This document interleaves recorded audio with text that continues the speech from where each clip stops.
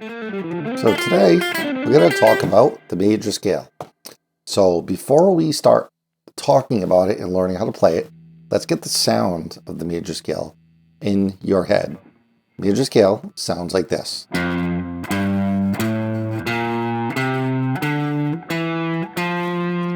So if you think back to music class in, second grade or something, that's one of the first things they have you learn is do, re, mi, fa, sol, la, ti, do. So most people describe the major scale as like a happy sound. Not that it always has to be happy, but it's a very cheerful sound, right? So, and it now the major scale on for music theory, and all that kind of stuff is where everything starts. And I'm gonna put it like this: if you don't fully know your major scales in every key, then you're going to have a lot of trouble understanding theory. And I feel like a lot of guitar players specifically don't know the major scale in and out. They don't know, what notes are in what key or in what scale and all that kind of stuff. So what we're going to do is we're going to split this into two videos. So first video is more of a technique thing to learn a fingering to practice and some exercises to connect your brain to your fingers to help you to learn to play the major scale. And a consequence of that is to get faster, right? Not that that's the point right now, but it will help you get faster too.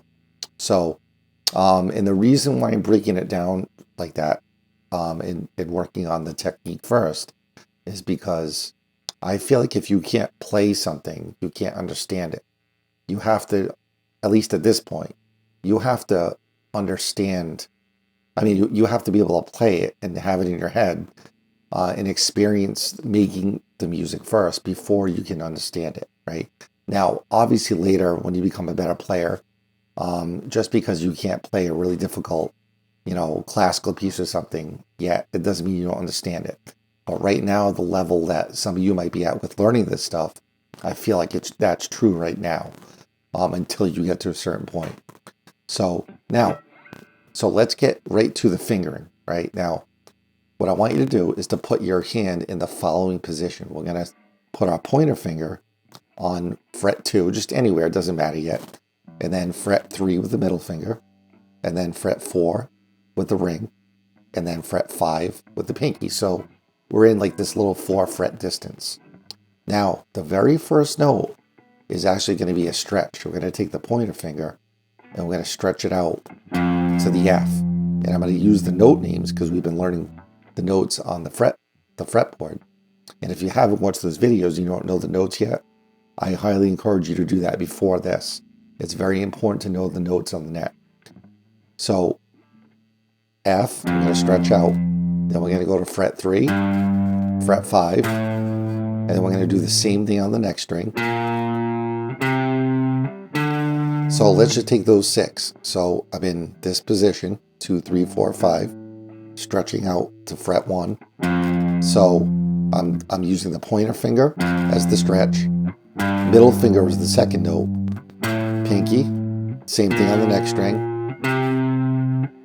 And then on the next string, the 4th string, I'm going to go 2nd fret, 3rd fret, 5th fret, same thing on the next string, 2nd fret, 3rd fret, 5th fret. Now watch this. I'm going to shift everything up 1 fret. So now my pointer is on fret 3. So it's an entirely different position now. And I'm going to go 3, 5, 6. Now technically that's the end of the scale. That's the root, the octave. So watch this. I'm going to put it all together.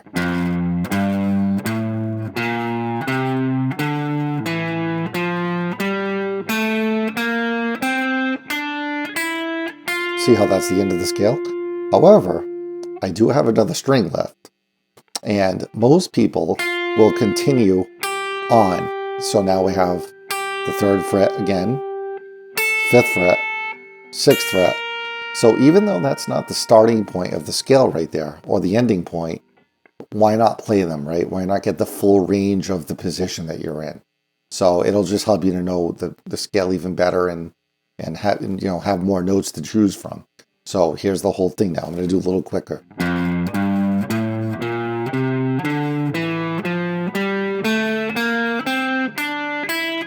Root, and then backwards. 6, 5, 3, 6, 5, 3, 5, 3, 2, 5, 3, 2, 5, 3, 1, stretch it out, 5, 3, 1, stretch out. So I'm going to go through that one more time, because if you've never learned these kind of fingerings, they can be a little intimidating at first. So I'm just going to break it down one more time. So again, starting 2, 3, 4, 5, we're going to stretch out to the first fret, pointer finger, third fret, fifth fret, same thing on the next string, stretch out, third fret, fifth fret, and then we're going to go down to the next string, but we're not stretching out anymore. So 2, 3, 5, same thing on the next one, 2, 3, 5, and then we're going to shift everything up to the third fret, and it's going to go 3, 5, 6, 3, 5, 6, and then backwards. Okay, so this is what's called a 3-note per string pattern. Now, because on the guitar, here's the deal. As most of us know, then you can play one note in 28 different places, right? I could do an F here, here, here, here, here, here, and so on. So if I can play one note in all those different places, I can play a scale in all those different places, the same scale, right? So I could go F, I could do F, I could do F, F, see what I mean? F. And ultimately, you want to be able to play, all these scales in all these different places, right? But you're not going to learn them all at once, right? You have to start somewhere. If you've never really gotten into scales and knowing theory and knowing the fretboard, you got to start somewhere, right? And the way I like to, the analogy I like to give is, if you moved somewhere, like let's say you moved across the country, say you got a job or something, and you moved to, I don't know, let's pick a city, San Francisco, or LA or something, and you're from the East Coast. Well, yes, at some point you have to know the streets, you have to know your way around, right? But you're not going to look at the map of San Francisco and know every street, every neighborhood right away. It takes a little time. You'll learn the main roads around, right?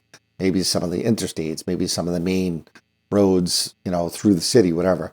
And then as you get better at that and getting to the supermarket or the store, then you start taking some side roads and you start knowing those little shortcuts.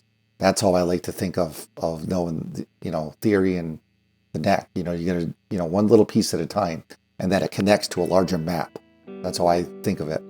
Now, the first thing you want to do is learn the fingering, which we just went over. So be able to play this. I'm not going to do the little scale again, but be able to play it like that. And actually, on a technical level, let's talk about this. It's very important that you think of yourself as being not a guitar player necessarily, but a singer. I know that sounds funny, but the sooner that we all learn to emulate a singer, the better. In fact, every other instrument has already learned this. Saxophone players, jazz saxophone players, violinists. All those other instruments, all the composers, are trying to emulate singers, the voice, right? Because the voice is like the most natural thing you could use. You're a kid, you learn how to speak and sing little songs and whatnot before you even have an instrument in your hand. You're singing, right? And unfortunately, I'm a terrible singer, but some of you are great singers probably, and that's an advantage, right? So when you practice something, right, you want to try to be a singer. And what I mean by that is connect all the notes. You don't want any of this. See what I mean? So for instance, if somebody was singing a song like Amazing Grace, that's a good one. Something like, see how I'm connecting it, right? I wouldn't be singing it all disjointed like that, right? I would be singing it like,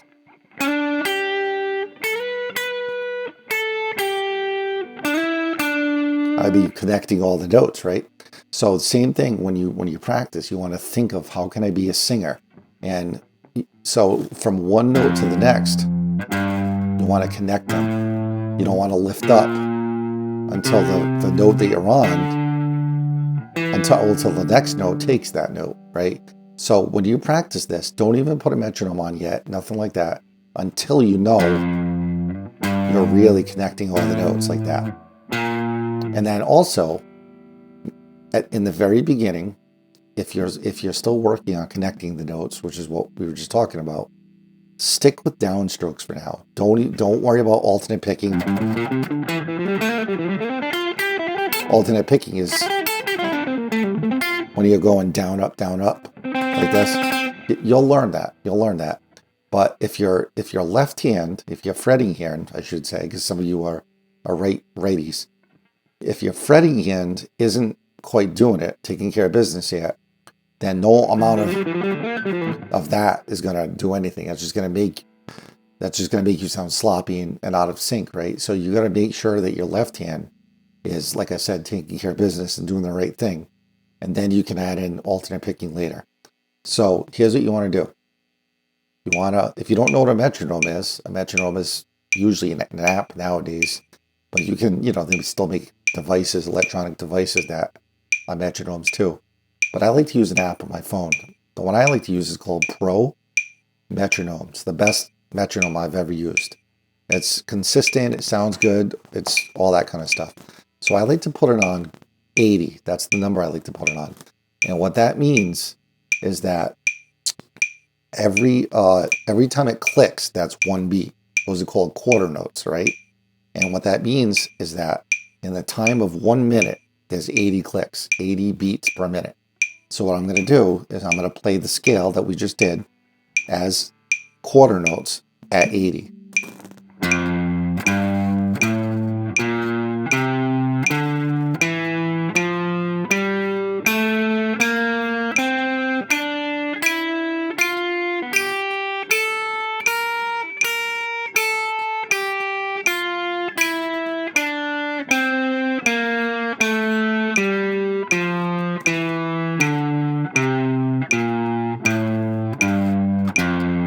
So what you're going to want to do is that over and over. Just stick with the F. That's the F scale because we're starting from an F, by the way. Just stick with the F scale like 20,000 times until you know you're doing it in time. The notes are all connected, all that kind of stuff, right? Now, when you know you're doing that, when you know you've got it, then you can start alternate picking. And here's what you're going to do with that. Here's the pattern. We're going to go down on this one, up on that one, down on this one. So it's down, up, down, down, up, down. Then the next string, up, down, up. So the 6 notes go like this. Down, up, down, up, down, up. So down, up, down, up, down, up. Then the next 2 strings, same pattern, right? So I'm starting on the 4th string now. Down, up, down, up, down, up. And then when I shift over, and I'm on the first and second and first strings, down, up, down, up, down, up. Now, also, here's a little bit of technique. I know this isn't quite a technique lesson video, but I might as well throw some in. Make sure you're using your wrist when you do it. Now, as you get better and you start getting more experienced, some people use their arm a little bit more, but most people use their wrist when they're trying to get fast. So And even as you get fast, you might use your arm a little bit, but I suggest at least trying to start with your wrist, because that, like I said, that's what most people do. And then as you get better, as you get more experience, you'll figure out what works for you, right? So watch this. Down, up, down, up, down, up. And see how my wrist, all the movement is coming from my wrists. Like that. Now, if you want to work on just your picking, like let's say you have your fretting hand down, right? And you want to work on the picking. You could just mute the strings like this. And here's a cool way to do it. You would go, because the picking pattern is two strings, right? And here's what I mean. Down, up, down, up, down, up. That's the pattern, right? Two strings, down, up, down, up, down, up. So you could just go maybe a little slower if you need to. And just do those strings until you get them. And then do the next two. Down, up, down, up, down, up. Do those two strings. Then the last two strings. And then put them all together. Down, up, down, up, down, up, down, up, down, up, down, up, down, up, down, up, down, up, and then backwards.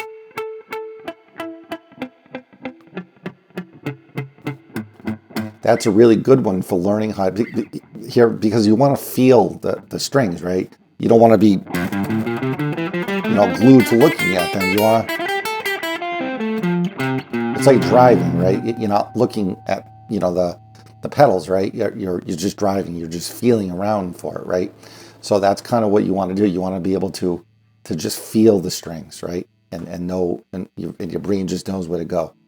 Now, so we're going to add something to this now.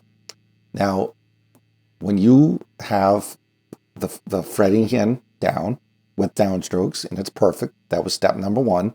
Now we added some alternate picking in, down, up, down, up, down, up. Now it's time to turn them into eighth notes, right? So here's a little bit of music theory now.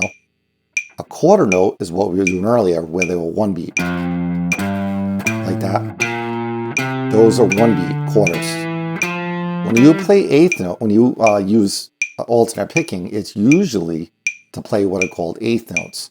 Eighth notes are double the speed of quarter notes. So if these are the quarter notes, I'll just kind of give you a quarter note groove here. These are the eighths. See how there's two notes per click now. So instead of this, eighth notes are double the speed. And when you do eighth notes, you go down, up with the pick.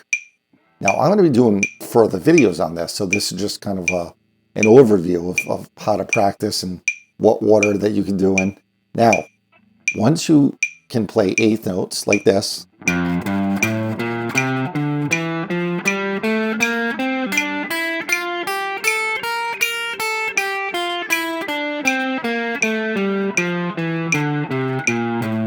you get to the end of the scale, then you want to shoot it up one fret. So we're going to go up to F sharp, and we're going to do the same fingering, but everything's up one fret now. So watch this.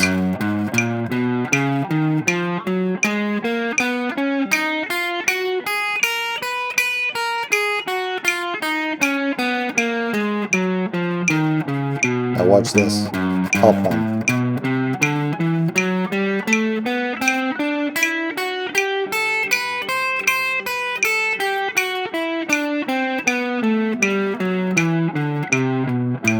Up again. And basically what you do is you do that all the way up to the 12th fret, which is E. And then you come back. Now, in the beginning, that's a lot, right? So you might not be able to do it all in one sitting. Maybe it'll take you a little too long to do that all in one practice sitting, session, I should say. So it's okay to do like, 3 or 4 in the beginning. Then the next day, do another 3 or 4 or whatever. And then after, 3 or 4 days, you've gotten through, going up and down. But at some point, you want to be able to get it so you're playing up and down without stopping, right? And then the next step after that would be to do maybe, and this is as far as I'll go with this today, right now, because this is already a ton of stuff, right? The next step would be to do triplets. A triplet is 3 notes per beat. So far we've done quarters, and then we've done eighths, 2 notes in a beat. And what I mean is 2 notes per click, right? So it's double the speed. Triplets are obviously 3 notes in the time of 1. So that'd be like,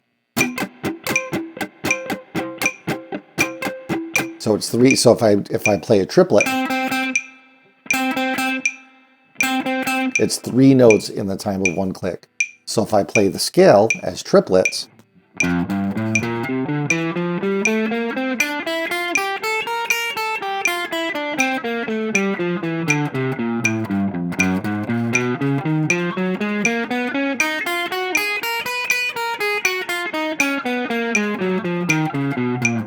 so on. And I'm doing that thing where I'm going up the neck. And now, one last thing too. You might notice that I'm repeating the highest note. Like, in other words, I'm going like this.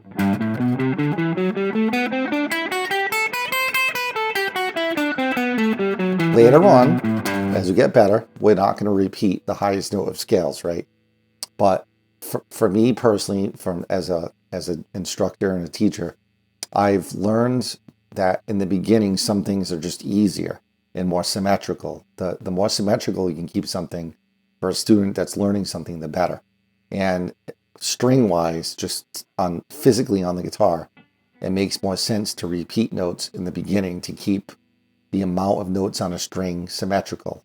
Otherwise, you start running into rhythm problems and the way the pick goes. If you don't repeat the note, it puts the pick in a weird place. So that's why I like to repeat that highest note for now. Okay, so I think that's about it. So that's a lot of stuff to practice. So have fun with all that and ask questions in the comments, discuss with other people, and I'll see you at the next one. Have fun.